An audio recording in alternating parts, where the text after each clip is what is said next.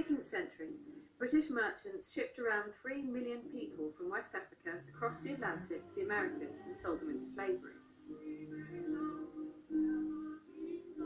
They made £4 trillion from the unpaid labour alone. Portugal and Holland pioneered this slave route. Britain made a national fortune from it. Much of the Britain we know today was built with slave money. Ports, cities and canals. Even the Church of England has admitted making money from the slave business. By the 19th century, a fifth of the British elite had made their fortunes from slavery. Among them, David Cameron's distant cousin, General Sir James Duff.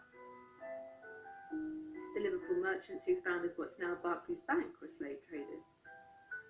In 1833, when slavery was abolished, slave owners were paid £20 million in compensation for their loss of property.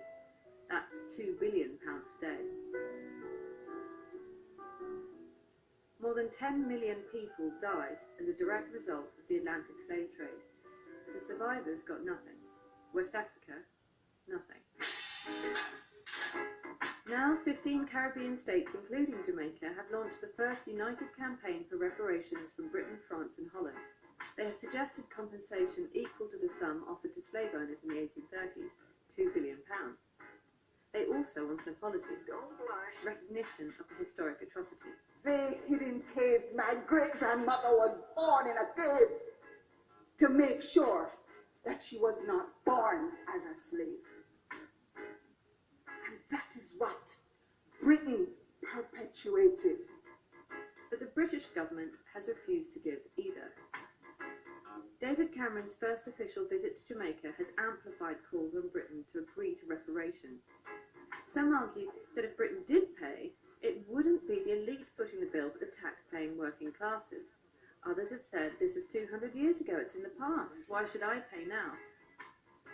In Jamaica, slavery was followed with a century of colonialism. Most of the land is still in the hands of Europeans. When the Brits left in 1962, 80% of the population were functionally illiterate. Male literacy remains 4 points below the global average. 19% of the country live in poverty.